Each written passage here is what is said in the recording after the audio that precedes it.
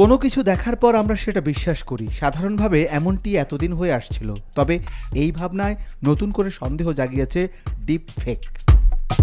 মানুষ এখন সহজেই কৃত্রিম বুদ্ধিমত্তা বা এআই এর মাধ্যমে বিশ্বাসযোগ্য কিন্তু বানোয়াট ভিডিও তৈরি করতে পারছে, যেগুলো পুনর্লিখন করছে ইতিহাসের। পাশাপাশি ব্যবহার করা হচ্ছে মানুষকে প্রতারণার কাজেও। দর্শক, কৃত্রিম বুদ্ধিমত্তার বিষয়গুলো জানতে চোখ রাখুন, আমাদের সাথেই থাকুন।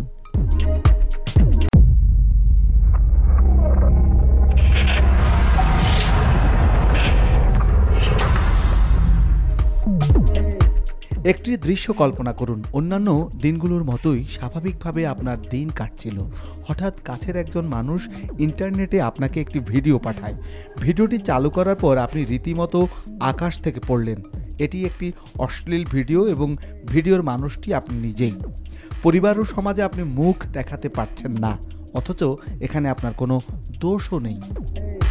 ফটোশপ ও অন্যান্য কিছু সফটওয়্যার আসার পর থেকে ইচ্ছামতো ও নিখুঁতভাবে নকল ছবি তৈরি করা যায়। তবে নকল ভিডিও বানানো অতটা কিন্তু সহজ ছিল না।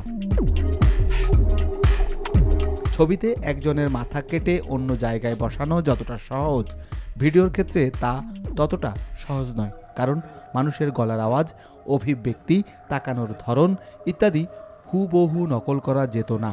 এটি অসম্ভব ছিল একটি নতুন প্রযুক্তি আসার আগ পর্যন্ত। নকল ভিডিও বানানোর এই প্রযুক্তির নাম ডিপফেক বা ডিপফেক টেকনোলজি। এই প্রযুক্তি ব্যবহার করে যে কোনো মানুষের হুবহু নকল ভিডিও বানানো সম্ভব।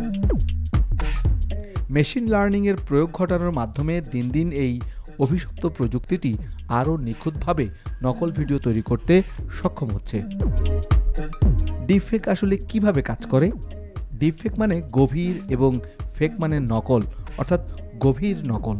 তাই এমন কিছুকে বোঝায় এটি যা খুবই গভীরভাবে নকল করা হয়েছে।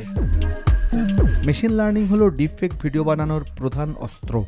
মেশিন লার্নিংয়ের একটি কৌশলের নাম জেনারেল অ্যাডভার্সেরিয়াল নেটওয়ার্ক, জিএএন।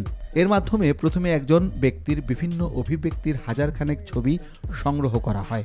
এরপর সেই ছবিগুলো মেশিন লার্নিংয়ের মাধ্যমে প্রক্রিয়া করে তার মুখের সব ধরনের অভিব্যক্তির একটি সিমুলেশন তৈরি করা যায়।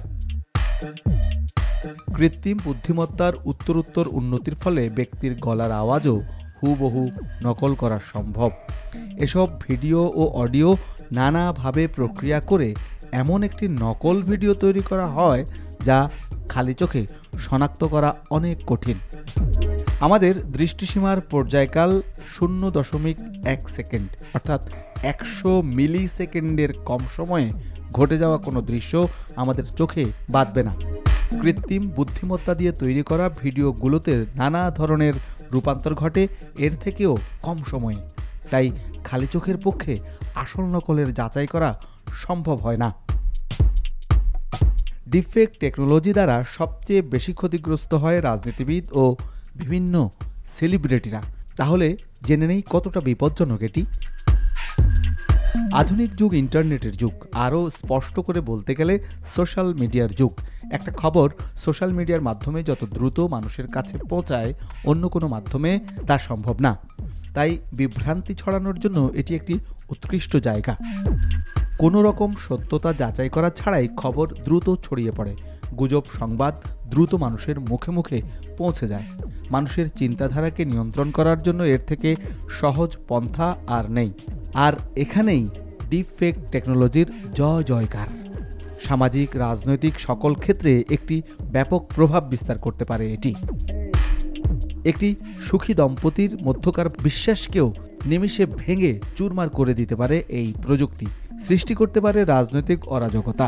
কোনটি আসল আর কোনটি নকল তা নিয়ে এক বিশাল দ্বন্দ্ব দেখা দিবে মানুষের মনে। আর আপত্তিকর ভিডিও ছড়ানোর আশঙ্কা তো রয়েছেই।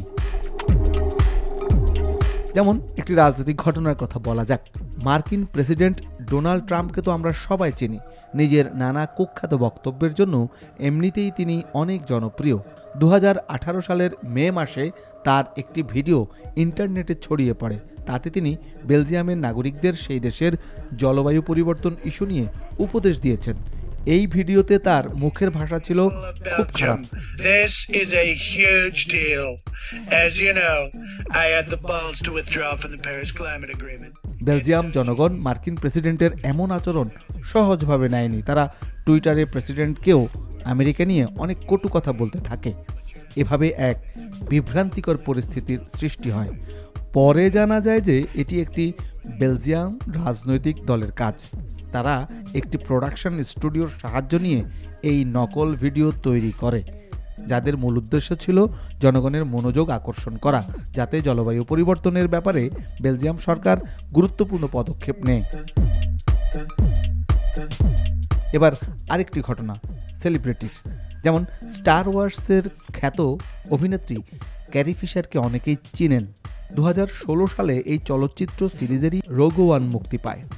এই সিনেমার একটি দৃশ্যে সিরিজের জনপ্রিয় চরিত্র প্রিন্সেস লিয়ার যুবতী সময়ের কিছু দৃশ্য প্রয়োজন ছিল, কিন্তু ক্যারি ফিশার তখন 61 বছর বয়সে পা দিয়েছেন। তাই তার কম বয়সী সংস্করণ তৈরি করতে এই ডিফেক্ট প্রযুক্তির আশ্রয় নেওয়া হয়। উল্লেখ্য, সিনেমা মুক্তির একই মাসে 28শে ডিসেম্বর এই জনপ্রিয় অভিনেত্রী মৃত্যুবরণ করেন। ডিফেক্টের ফলাফল খুবই ভয়ঙ্কর হয়েছে এবং সামনে আরও ভয়ঙ্কর হবে, কারণ এটি হুবহু নকল করা হয়। তাই প্রযুক্তির ক্যান্সার ডিফেক্ট টেকনোলজিকে বলা হয়। এমন আরও মজার ভিডিও পেতে আমাদের চ্যানেল সাবস্ক্রাইব করুন, আমাদের সঙ্গেই থাকুন।